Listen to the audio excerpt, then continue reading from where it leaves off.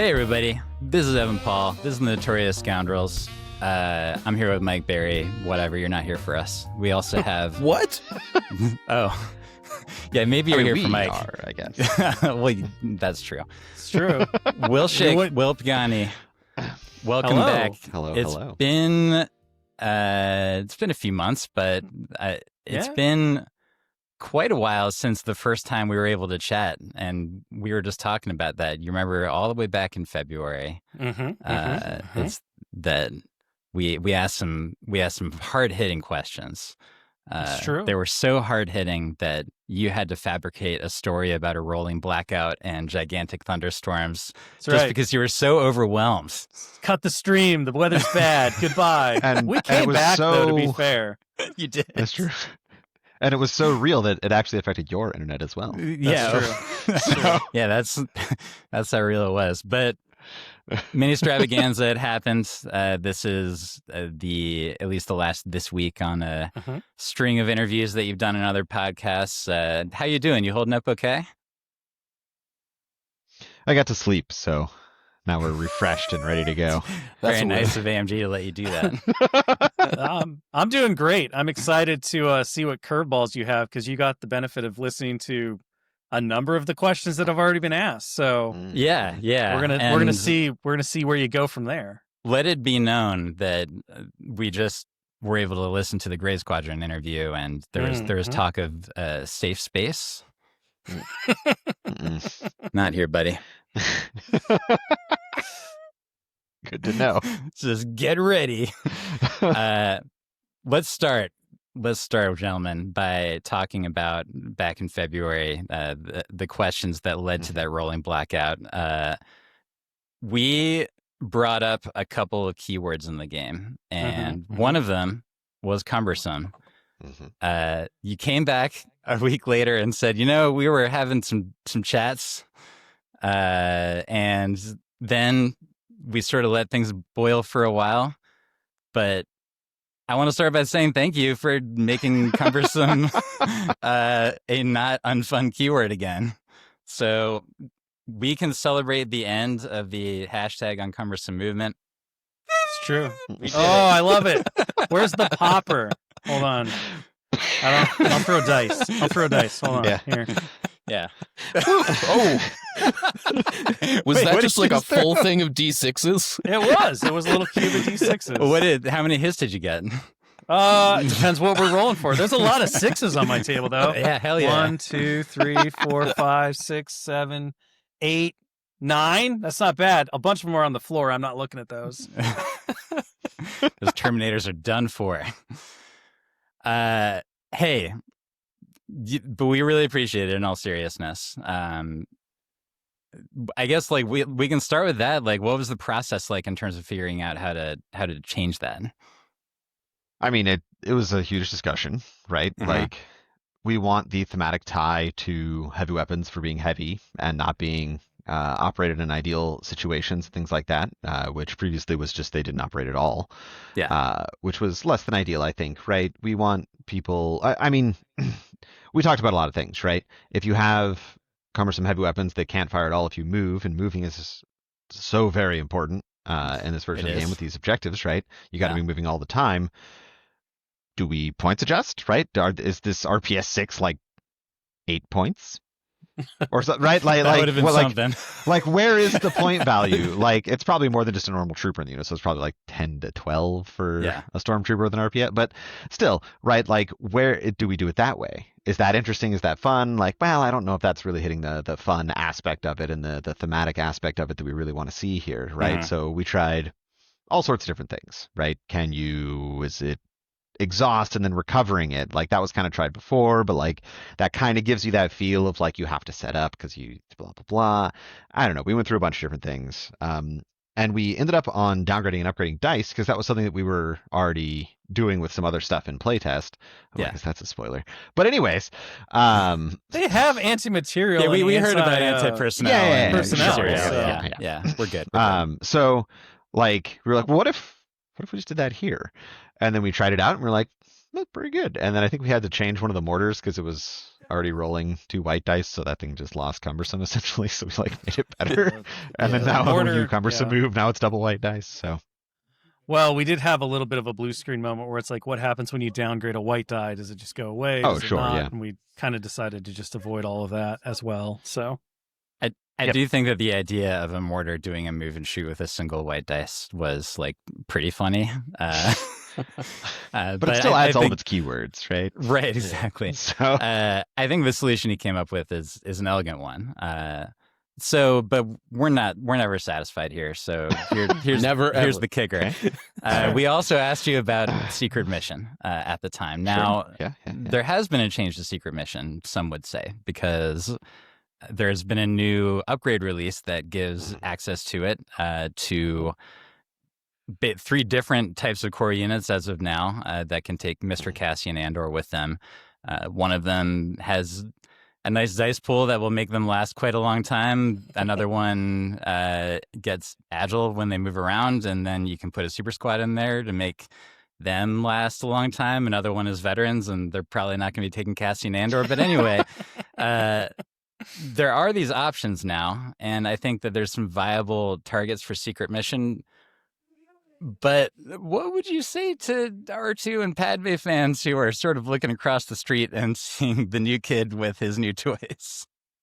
I mean, I would say that we're still looking at it, right? The story of Secret Mission isn't over. We've talked a lot, and I guess we talked about you guys listening to other podcasts and things, so you guys get the super questions. But we've talked a lot about how this is what do we want to focus our time on, right? Because we do have limited amount of time in every day to work on things, and what we focus that on is very important, but also like when is the right time for the right thing, right? And I'm sure, Evan, we're going to get to Wookiees here. I wasn't even going to ask you about it. Like other people have asked you, and I was just going to say, you did your job really well. You got 2 other podcasts to do your dirty work for you. That's right. So you can feel really okay about it.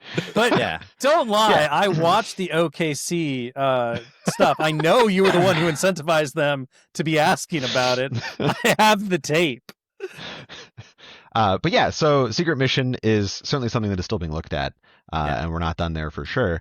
But this wasn't the update that it made it into, right? We constantly have things coming through, different things we're working on, new products, old products, all this kind of stuff, updates, points updates, all this good stuff. This one wasn't the one for that. So, but we have grand plans. We have a lot in the tube for that. So. I believe it because like you brought their seats when it came to Cumbersome, and so. That's showing the people that you're listening, and again, we really do appreciate it. And I'm very excited to like be using heavy weapons that I have not used so far in this edition of the game. For sure. So it's pretty cool. Mike, why don't you go ahead and start with your first question? Yeah. So last points update, we had a bunch of characters drop like 20 to 30 points. We saw like Ahsoka, Sabine, there was a couple others, Sunfac, maybe a big one. This update we saw. We like the Sunfac. We like the Sunfac. This update we saw pretty much for like substantial points decreases to characters, just Gideon. Were you guys feeling that like last time was maybe like a little too heavy-handed? Were you feeling like all of the characters like in a place you want them? Like how are you guys feeling generally about that? I think generally this time around we kind of focused on other things. I don't really feel like we've walked away with the sense that the last update and the philosophy we implemented there was too much. I think if anything, with some outliers, like maybe a Sunfac might be a little too cheap, but then you have to ask like, what does he really do? I don't know. He's kind of unkillable, but he doesn't really kill anything. But overall, the aggressiveness of the points cuts, what we've seen in players' armies, the excitement around that, the ability to take those things, I think tells us that we're in the right spot. You can certainly expect that we're not done with characters. I think we still have several bounty hunter characters to look at. We obviously have Iden probably needs a look as well in this new philosophy.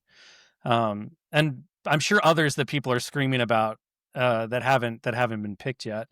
Sure. So again, like Pagani says, there's kind of a rollout to these things. We look at them as we have the time, where it makes sense for that kind of stuff. And overall, I think the aggressive points cuts in general have been very good and healthy for the game, and where we want to see characters landing out, and then what efficiencies they bring to lists and all of that stuff, because they're limited. You can only ever take like, as good as Sunfac is at 55 now, you can only take one of him. If you could take 6 of him, that'd probably be a problem. Oh, it certainly would be. That But would we're not. be That's a not huge what we're problem. yeah. 6 Sunfacs, please. But one, like, is there a world in which we maybe adjust a little bit on that, and he goes to 58, 60, I don't know, 62?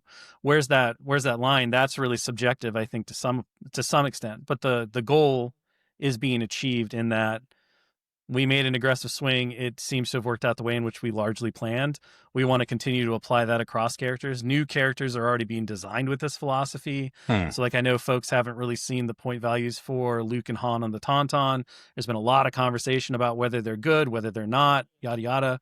But who knows until we see the points? Yeah, Who knows not, until you not see the through points? us, I'll have you know. But, we need to see those points.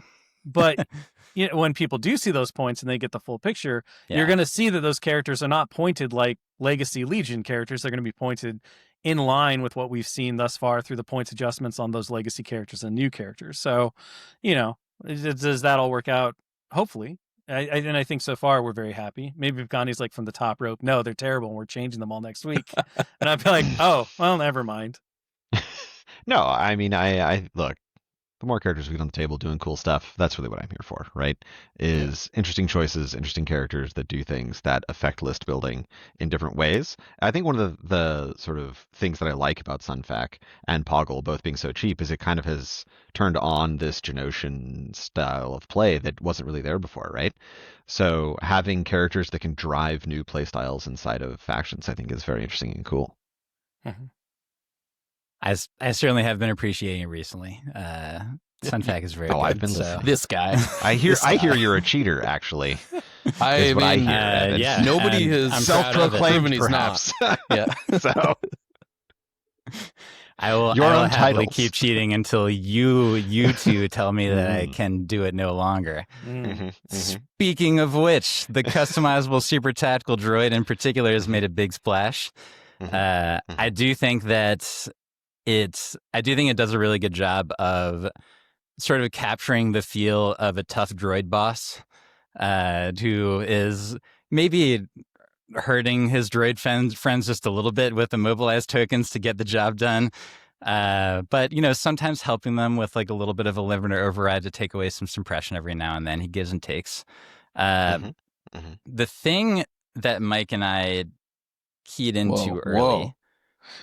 I'm dragging you into this because I know that we had this conversation. We had it on air, Mike. Fair. Mike's still trying to set it. He's trying to sweeten us up for those awesome GAR points reductions. I know. I think so. I think they're coming. Sorry, Mike. You're officially dragged in now. We couldn't help but comparing, especially the tyrannical taskmaster to a Jedi with Master of the Force. These programming upgrades have very strong game effects.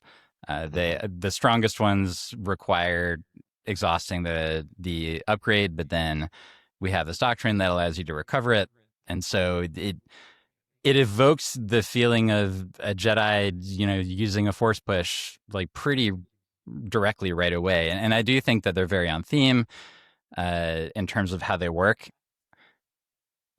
Something else that Mike and I noticed, though, is that when we compare these new, we call them techno-force powers around here, to the original force powers that were definitely made for a very different game, we do feel like there is a palpable difference of power level.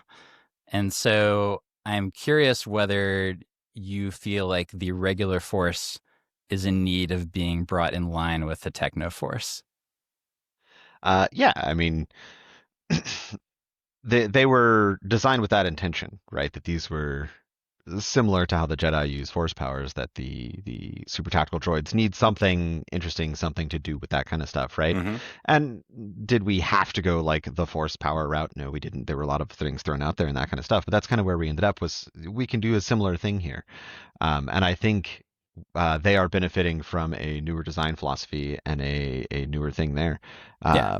And I guess this will be the spoiler cast, but we're not done making force powers. I don't think that's a surprise to anyone. There are more coming. Yeah, there we are those figured. kind of things. So presumably those will hopefully even up with some of those and do some more interesting stuff with that kind of stuff. Fair enough. So you're saying that was the intent is to almost be sort of an inverse of the Jedi. Usually, most of these new programmings, they help like the other droids more than helping themselves, which is sort of the opposite of what the Jedi powers do, where they're usually sort of like self-boosting. But I mean, it sounds like that was the idea.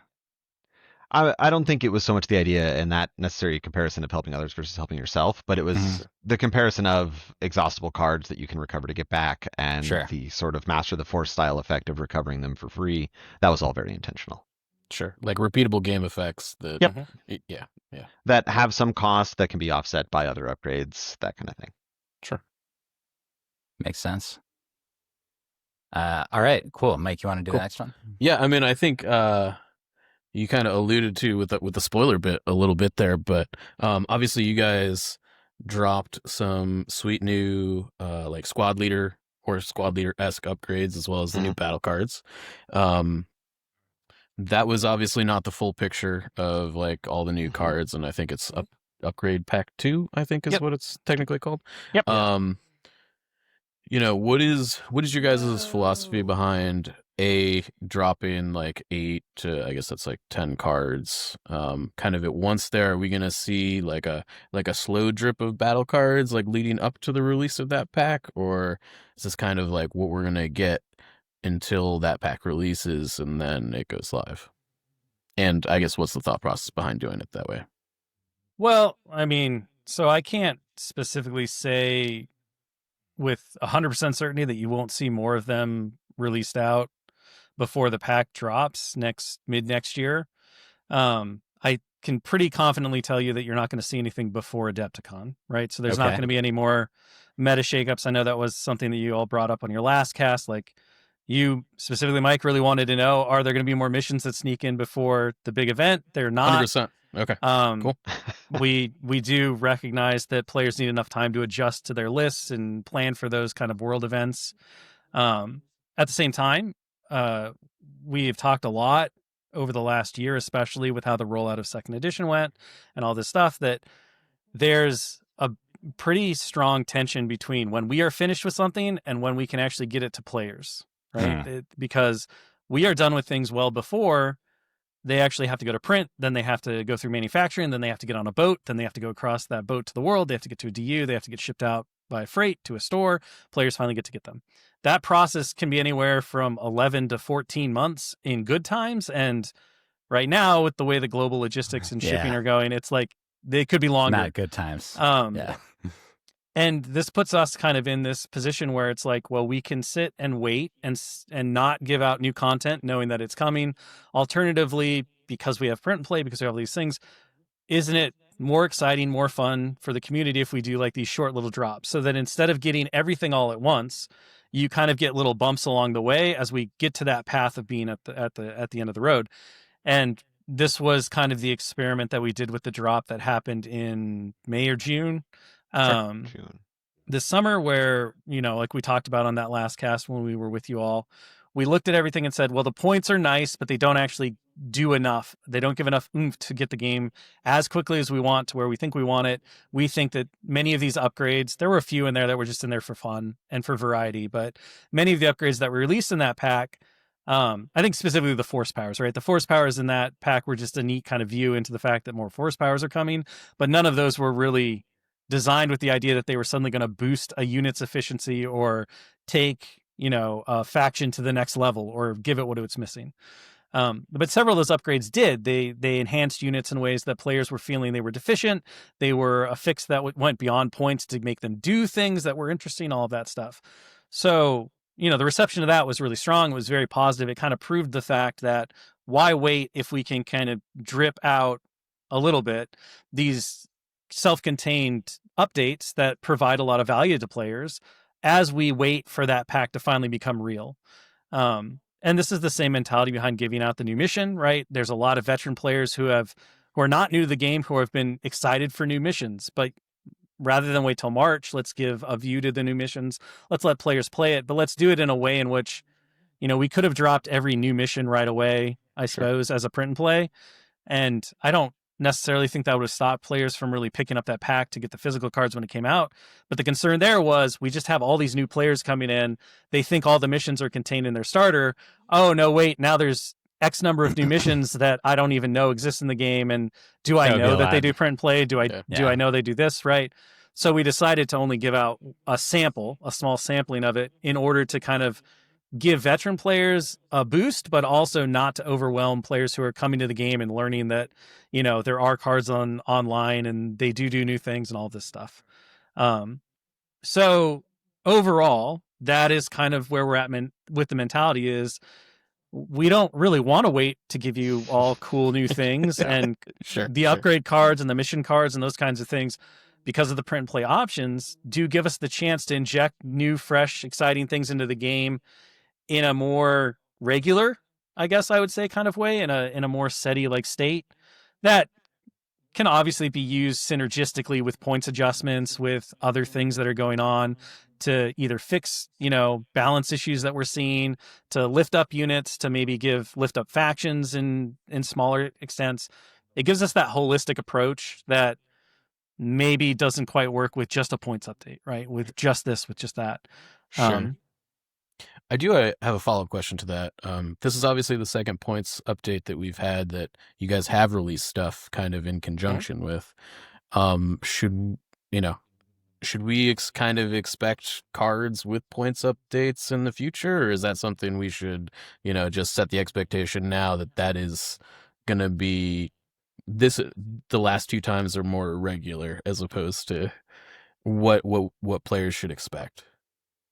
I think overall, right, if we're in a position where we have cool cards to release that will synergize with the points update, that's something that we definitely want to do. Okay. I don't know that you can say confidently 100% of the time that will always be the case.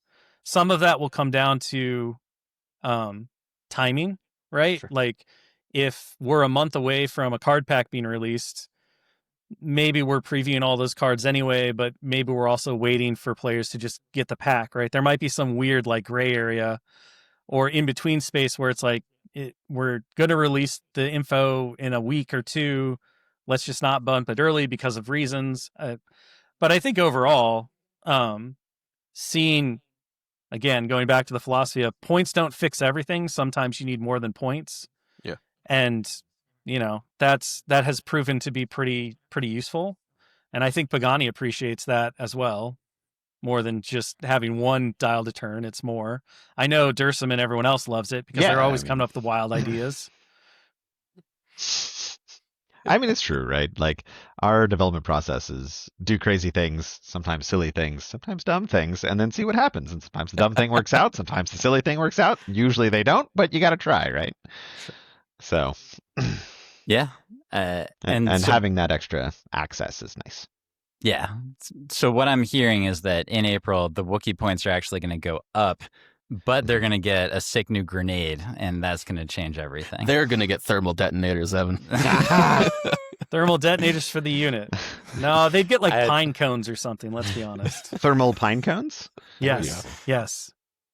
Yeah, it'll smell really nice on a fire. They'll be like those old bird feeders you made in elementary school with like the pine cone, the peanut butter, the bird seed. Except it's on fire. Yeah, you can set it on fire probably. So it's just like elementary school, right? Yeah, exactly. Same. Exactly. Cool. Looking forward to the pine cones. All right. Well, this is actually a good segue into a different question talking about the objective release. Is that you said somewhere, I think on X and One, that there's going to, or maybe on Wargamer, that there's going to be a total of 10 primaries and 10 secondary objectives that will be like legal in totality after the next battle card pack releases. And then, X number of advantages. We don't necessarily know that one yet, but it creates a situation where you can have two decks that are very, very different from each other, even more so than the case is now on average. Like usually you're sharing, 1 or 2 between decks, and it's going to be closer to the place that Marvel Crisis is, where there's like a big, big variety of objectives that players can be taking.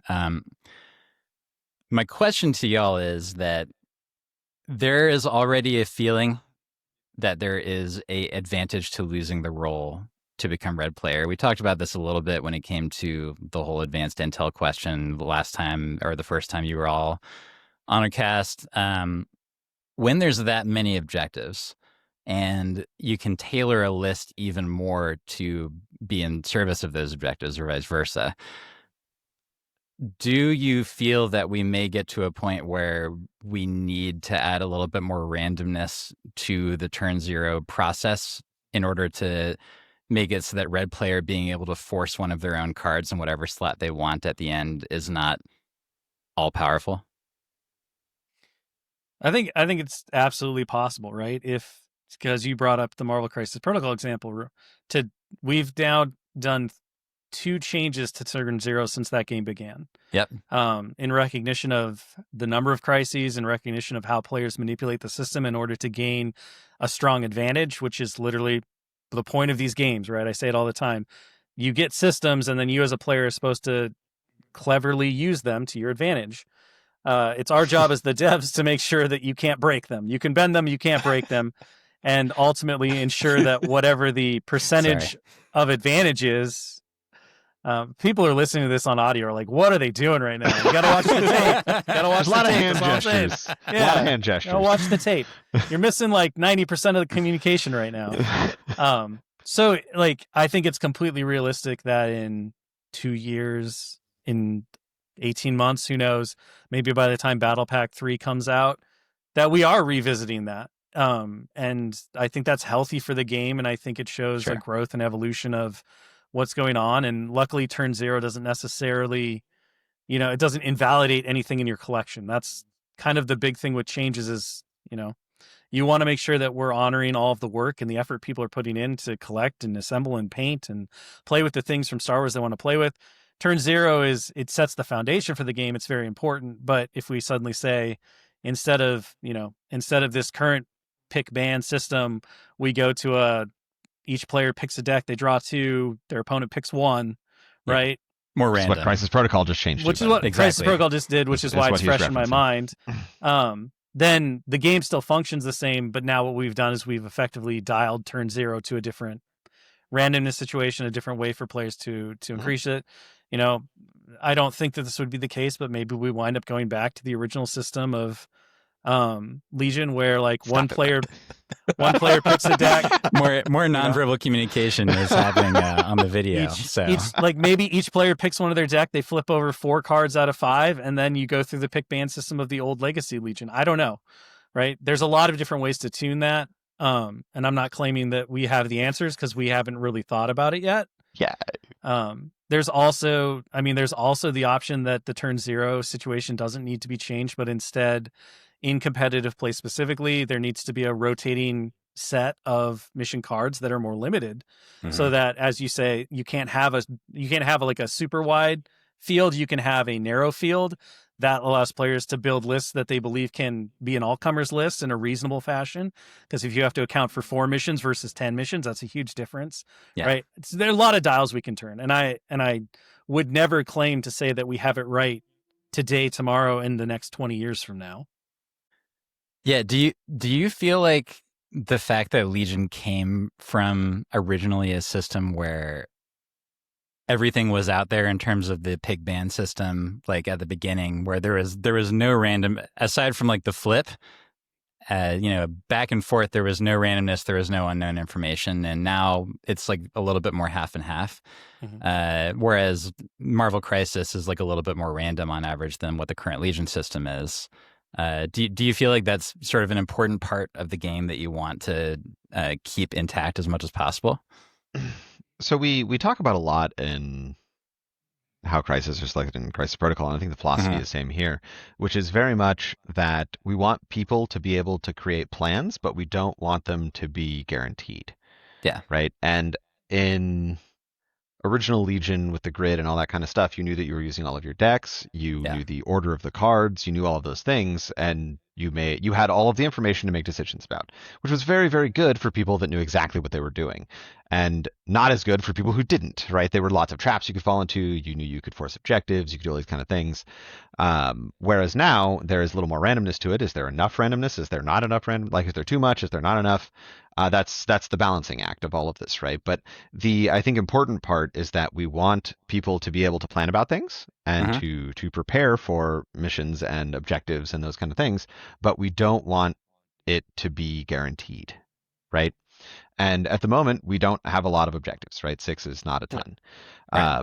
10, I think, is probably a pretty good number, right? I think once we have 10 in there, we're going to really see how the system is working, and hopefully we're going to see some very different list styles evolve from that, because as you all know, the original 6 were very go toward the center, take the center, fight at range 2, right? This is something that's been talked about a ton, and a lot of the 4 new ones are very much not that.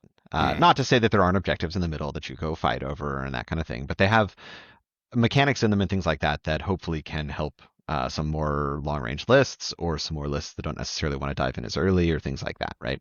To give players a little more time there. And hopefully the goal, right, is what that does is it creates a situation where I can build a list that is sit back and shoot a little bit, and maybe not commit quite as much, and fight at a range 3 and 4 game a little bit more, and then we can dive into the points later and do that kind of thing, right? And then I can take those scenarios and those missions and those advantages and those kind of things, and then Mike, who's playing 16 units of ARC Troopers, can 16. just go crazy. 16. Oh boy, it's the dream, Mike. It is 501st second edition. No, but yeah. So Mike can just go in there and blast away at range 2, and I'm just using you as an example, Mike, because you're here, right? No, yeah. You can make fun of right, like so.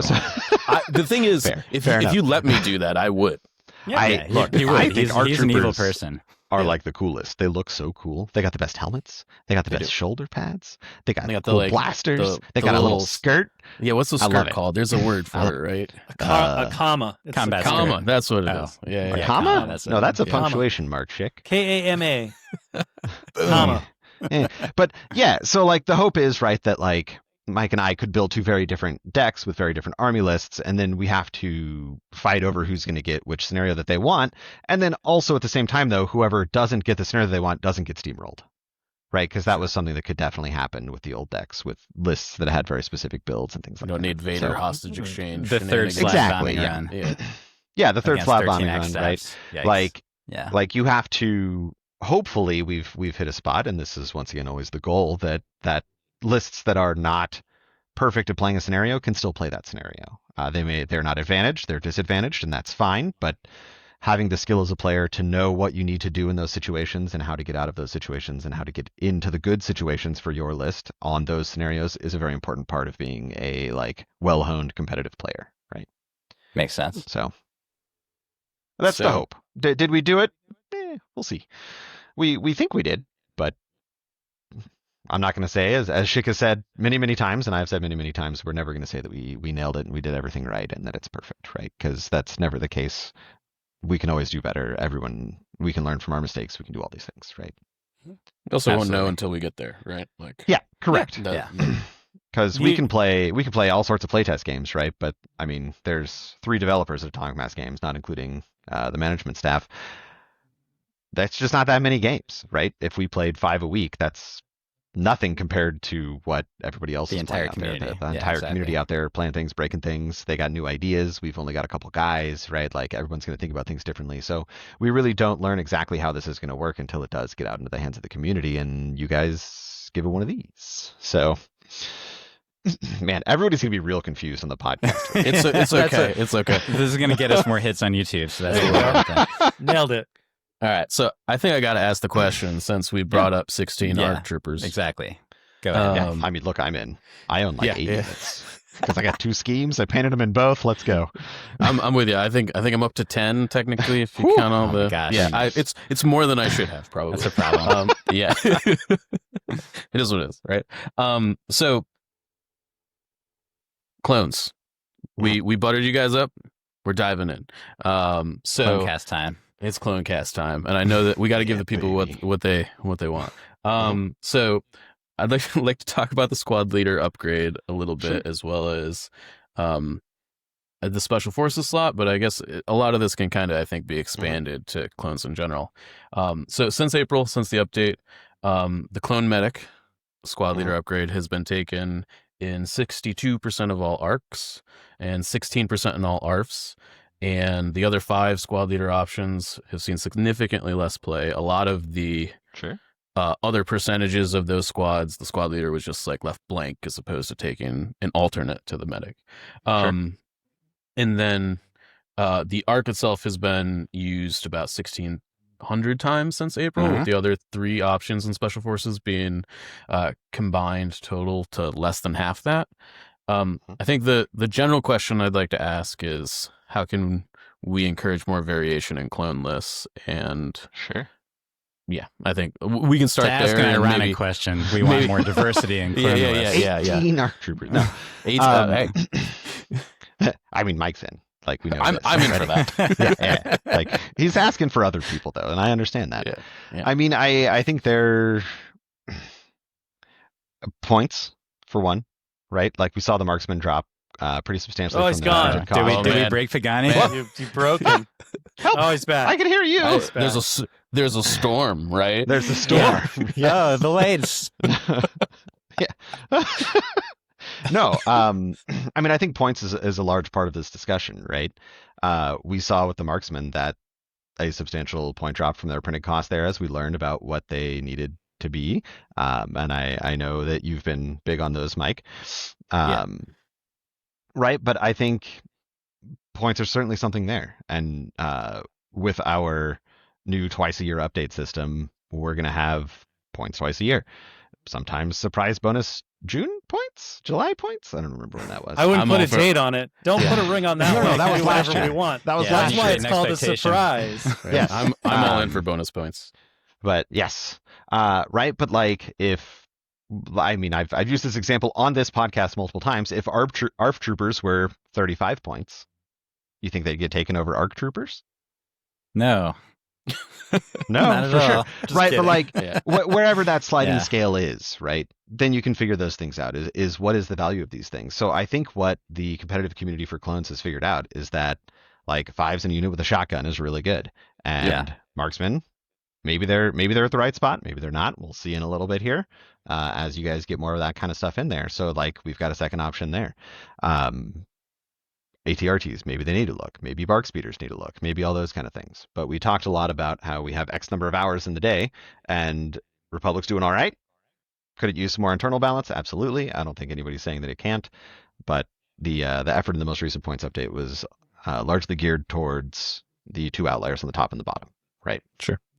So I guess a follow-up question I would have for that is maybe like, when I look at like the medic question and the squad leader slot, to me it's like people are just going to take whatever the cheapest option is there competitively, unless there's like a large gap in like what those upgrades do. Sure. Especially for ARC troopers when that gives you 2 extra dice and an extra body. For sure. Yeah. I mean, I guess is that how you guys look at it? Like, how are you guys kind of like approaching the squad leader slot? It's new, it's unique to clones, right? And I guess I'm interested to know like what your guys' kind of like viewpoint is on like where things should sit relative to each other, like in that slot. For sure. I guess. For sure. So I think the squad leader spot specifically was originally designed to create customization inside of units. Right, so you could take a medic if you wanted a medic. You could take an engineer, those kind of things, or the different characters. I'm getting personnels and those kind of things mixed up a little bit here. But you get all those different options, right? And then it's, hey, do I want the like dodge token when I get ordered, or do I want the surge token, or that kind of stuff? And you can customize from there. I think what ARC troopers have shown us is that ARC trooper bodies are not worth, or are worth more than other things, obviously. But what I'm saying, right, is like, whatever squad leader there that can be an ARC trooper that is the cheapest one is what you will buy, because there's no option to just buy an ARC trooper. Right? Whereas if there was the, say, personnel upgrade that just added 1 ARC trooper to a unit, or God forbid a super squad, would be wild. Hey, 16 ARC troopers. There we go. That's how you get to that number. What you didn't know was I meant per unit, not number of units. So, okay. I'll take it still.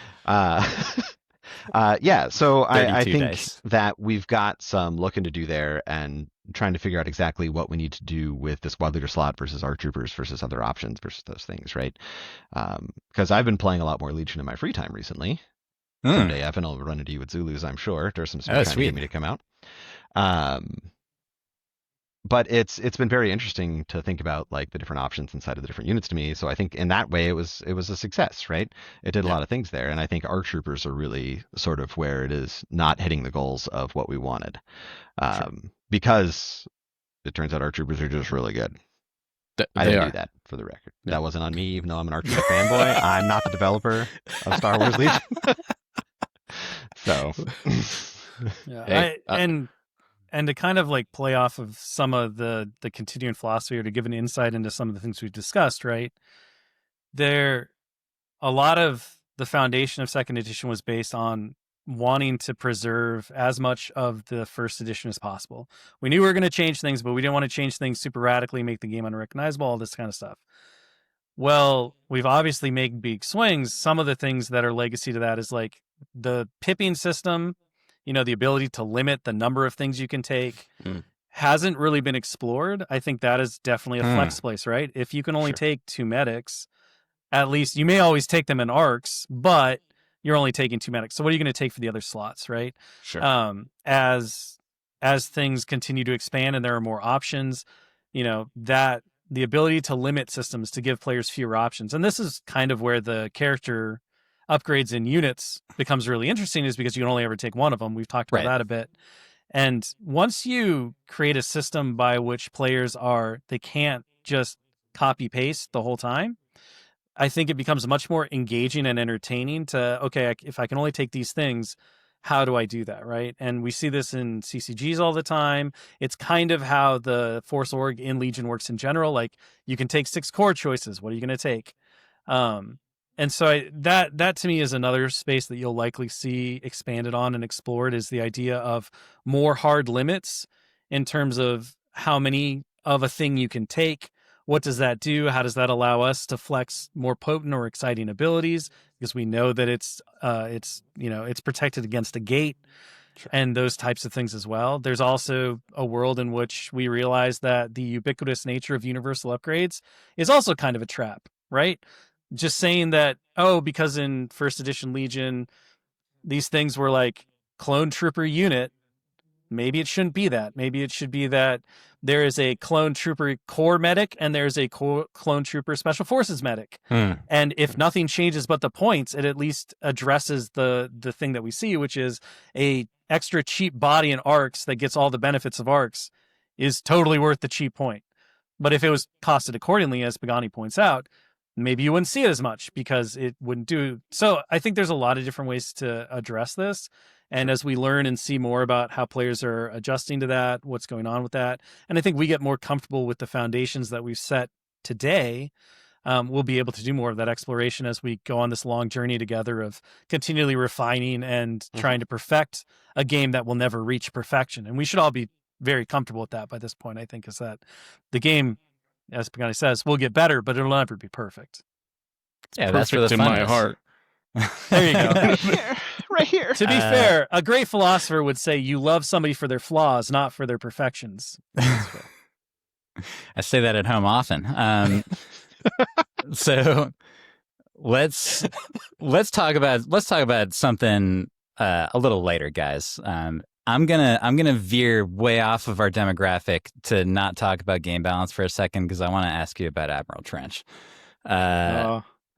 So, I was waiting for you to be like, I really wanted to talk about Gungans, but fine. That's fine. We're not that kind of podcast. We're serious people in Notorious Scoundrels. Sorry. I forgot. Different audience. I've heard that line before, too.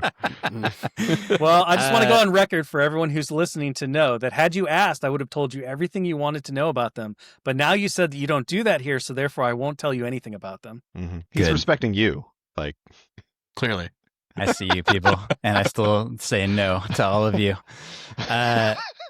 Tarantulas, though, we're all about that around here. I wanted to ask you, like, Trench is a guy who is mostly known for hanging out in a starship bridge, talking to Dooku, and then talking to Kraken, and then sort of doing this a lot with all 8 of his hands.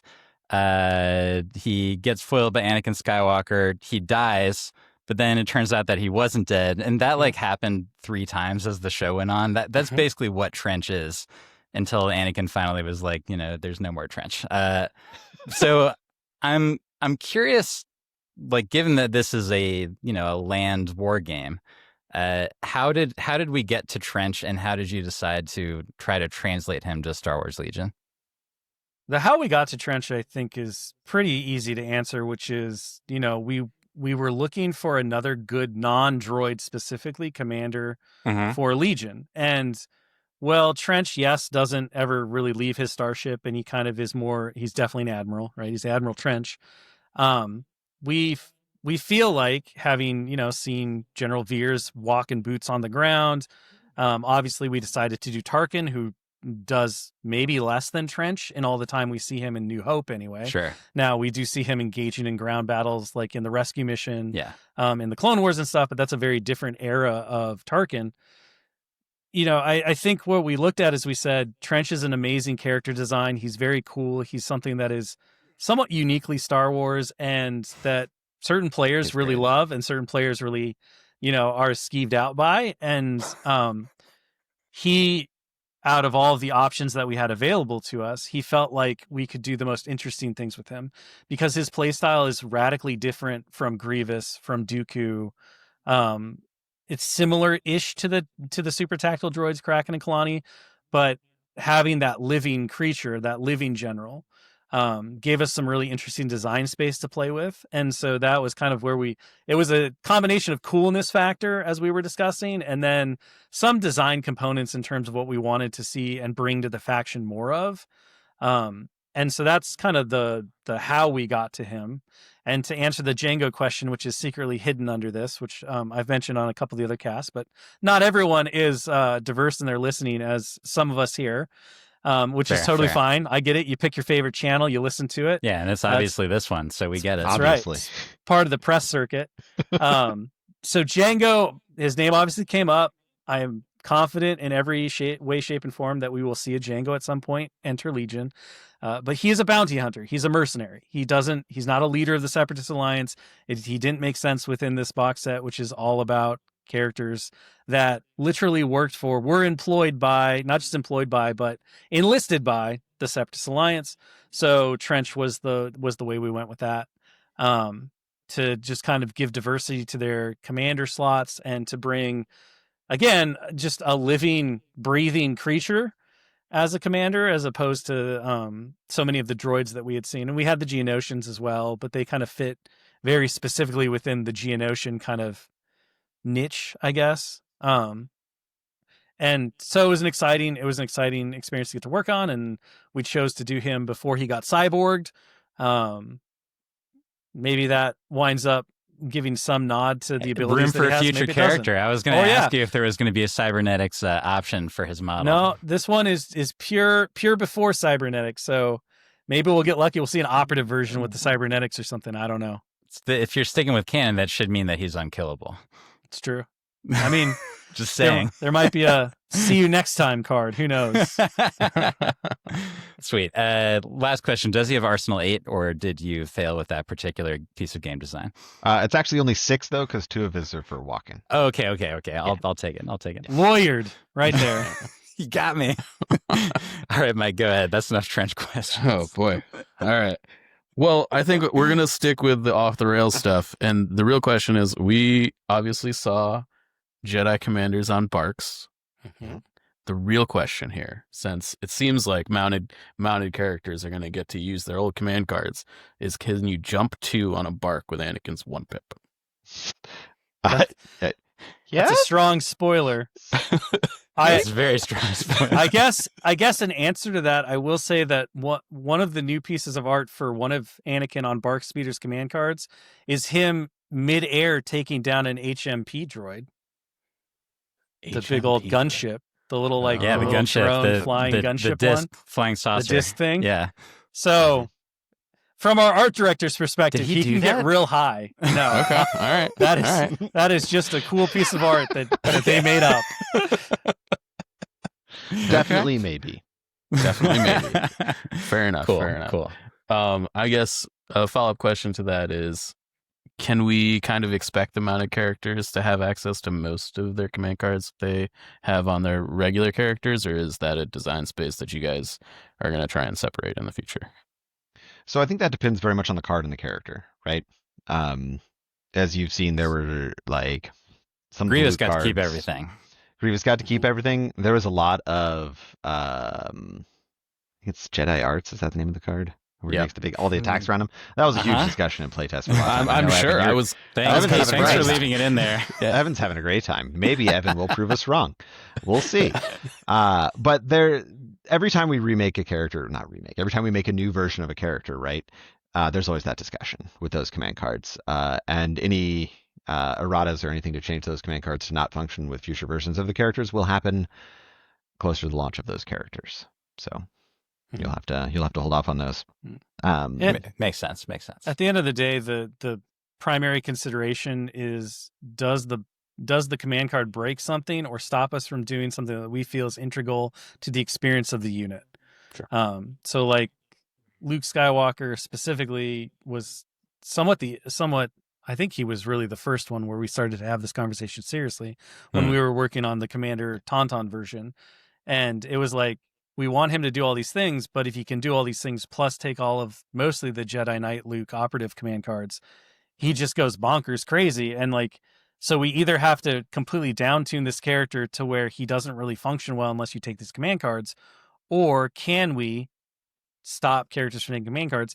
And looking at the schedule and what our plans were and how we wanted to continue to come back to these iconic characters in different ways, it was like the best way forward for the game's longevity and excitement and all of that stuff is to narrow. Again, this kind of goes back to using pips more, right? Sure. The more you can kind of rein in choice, the more freedom you have to make cool things and don't have to worry about breaking things in the future. It's too bad it wouldn't have been I am a Jedi. It would have been I am a Tauntaun. And you can't attack me. It's true. So along those lines, this is sort of a specific question, but with Grievous Wheelbike, this is going to be coming up a little bit more and more often, is the concepts of, I've had this experience a couple of times, of explaining to a relatively newer player why my Wheelbike Grievous can do an overrun attack on a T-47. Is there going to be some consideration of expanding the immune melee keyword to include overrun attacks, or is this a way to keep overrun vehicles relevant when there's a bunch of high flyers around? I do have a very important question for you, Evan, and I just want to know: are you baiting me into nerfing the Fluttercraft? It would actually be both a nerf and a buff. Oh, because, it does go both ways with him. Yeah. Because they would lose the ability to flutter bomb a T-47, which is pretty hilarious that they can do that. But then Grievous is not going to be doing a piercing ram attack on them to just obliterate them without any cover rolls. Look, if we've got Anakin flying through the air on his AIRSPEEDER, chopping down spaceships, I see no reason to take that away from Grievous. That's a strong argument. I can't say anything against that, honestly.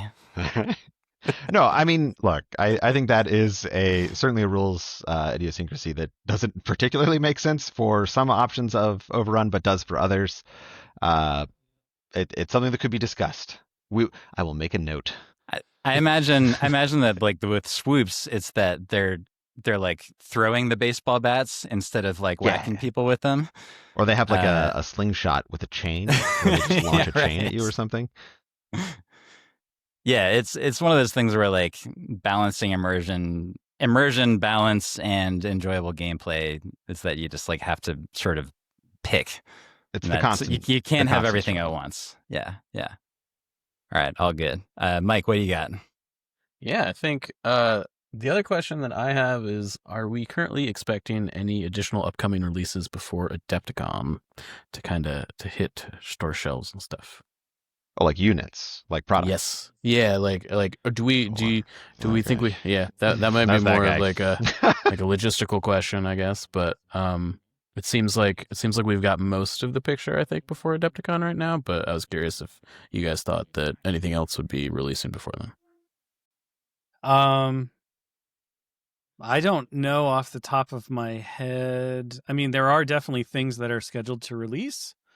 But without looking at the schedule, I couldn't tell you if there's anything like it's all would have been announced or previewed by now. But there's definitely stuff. If you give me a minute, I can go look. And things. There's stuff. Things and stuff. Things and stuff. Let's take a look. Not sure if the community can take that. It's hard to do both. There is obviously one of the big things which doesn't really affect Adepticon in any significant way from a competitive standpoint. There are a number of reissues that are coming within that time frame, obviously.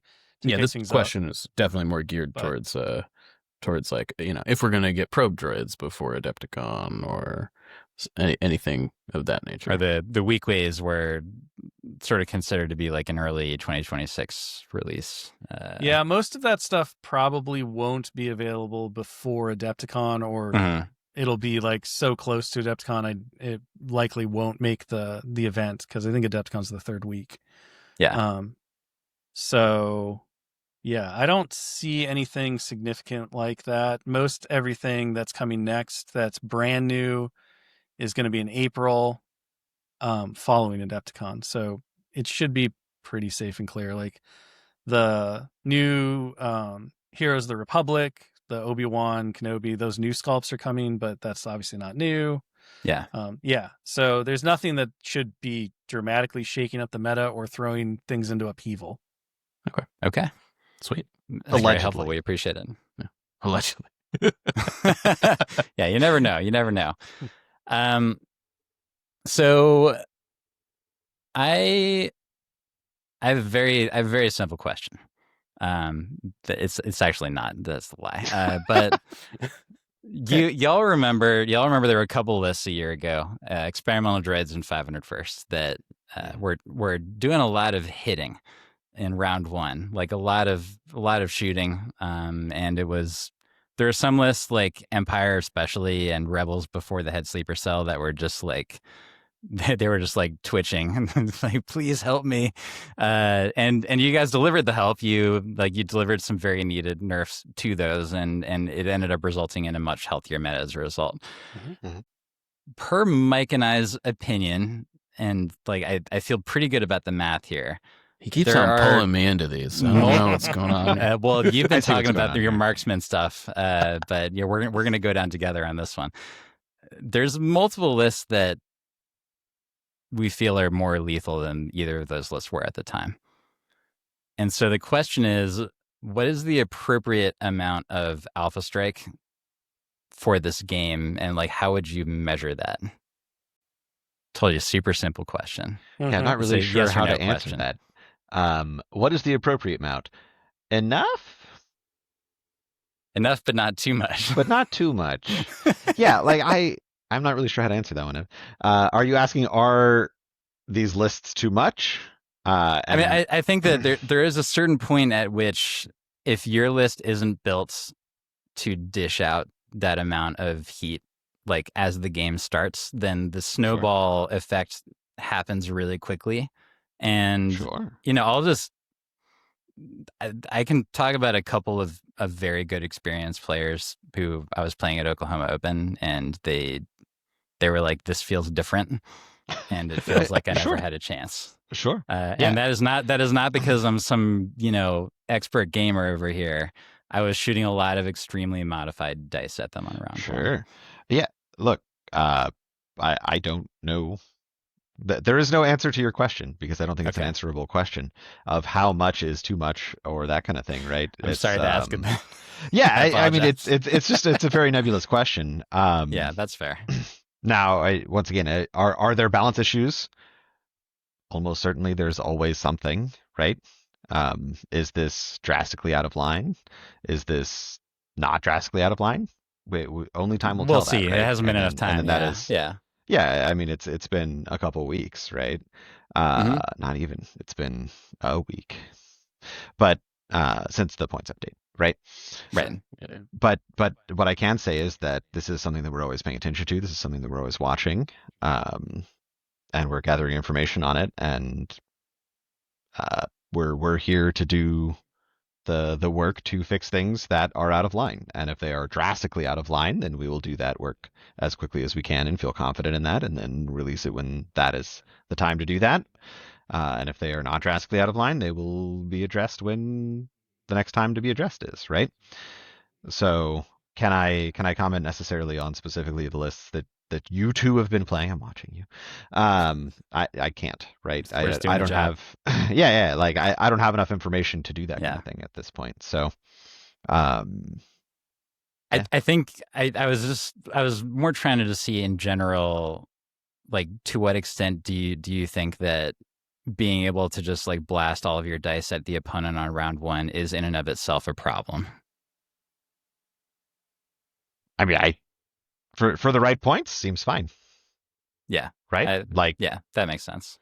Like if that's what you get for your 1,000 points, and you get to blow out all your dice on turn one, and it is a reasonable number of dice for 1,000 points, then that's great. If it's not, then it's not, right? Sure. And I don't think the action of blasting all of your dice on round one is necessarily a problem. I think is maybe the question you're asking. It just needs to be the correct amount of dice for the correct amount of points, right? And the correct amount of mods for the correct amount of points, and all of those kind of things, right? What I can say also, and I guess we're further pseudo spoilering things, is we are working on ways to give guidelines for terrain and things like that, which can certainly help with some of these situations, right? So will you ever see fully structured terrain layouts? You absolutely will never see that from us. I can say that very, very confidently. But we are working on the guidelines and suggestions that have structure and things like that to them. So, and those guidelines are a nice tie-in to the big bundled terrain pack that just went up for pre-order as well. So there's your plug for that. So that is coming, and I think that can certainly address some of these things, right? Because I think there's a huge difference between 40 marksmen running around when there's a ton of buildings on the table versus when there's not. Yeah, so for sure, absolutely. I think that's a huge difference fair. in those two games. We were talking to Brian about it, and he's like, I don't know, I just hide my guys, and I'm like, we must play on very different tables, sir. Yeah. What I can say is that when we are playing internally, is that we are using a significant number of buildings, and it is not exactly easy to get large line of sight swaths on the whole table. So without climbing on top of buildings and doing that kind of stuff, right? Which even then you can't see past other buildings and things like that.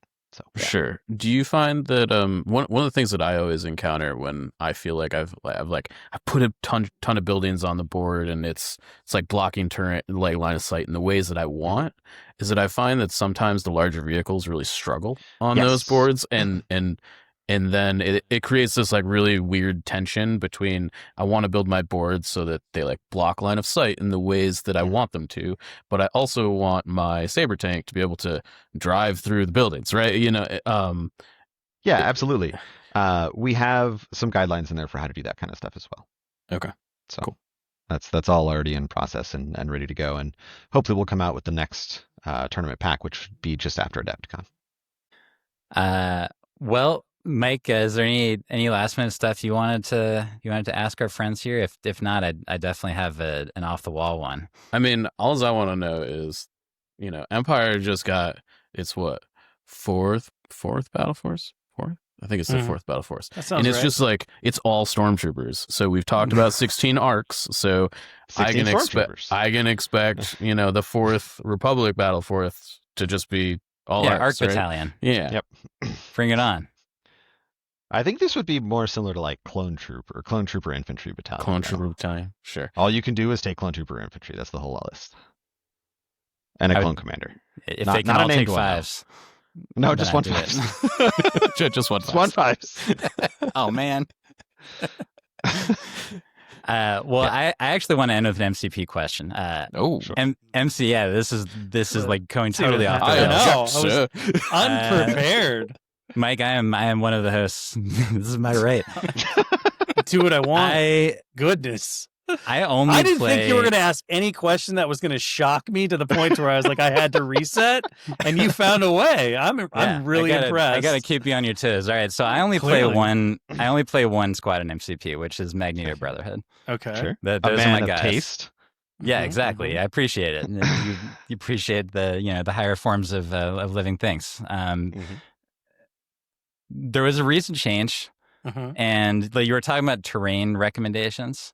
So my question to you is, now that there's been this change to how thrown objects damage is done, are you going to require that Magneto has 16 mailboxes to throw in every single game so that he can actually get the damage he was previously depending on?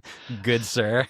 So actually, in our playtest, we found that Magneto was one of the characters that benefited from this, because his throw is an X value for the size of terrain that he throws. So throwing size 1s now do 3 damage, whereas before they did 2 damage. That's great if there's actually size 1 terrain. The problem is nobody puts size 1 terrain on the board. So put some size 1 terrain on the board, and you're going to be very happy with Magneto, because that is a very aggressively costed terrain throw at 1 power for 3 damage. Oh, yeah. If there are 20 mailboxes, Magneto's going to eat ready well. to go. So what you can do is you can take your ARC troopers, and then you put like a little mailbox on top of them. This is a statue of a clone trooper. Yes, a size 1 terrain. Yes, it's a collectible. You're playing in a collectibles market, is where your Crisis Protocol game is doing that. So. Well, on that note, now that everybody has turned off the podcast because they came here for Legion, trainers. Anything else you want to say before we head out of here, Mr. Wills? A pleasure as always. Thank you for having us. And hey, thanks again for Cumbersome. One more time. We did it. All my dice are on the ground. I can't give you more dice confetti, so that was a one-time thing. I got 3. There you go. Yeah, there you go. Perfect. All right. Thanks so much for having us, guys. We really appreciate it. Thanks for coming on. Take it easy. Thanks, y'all.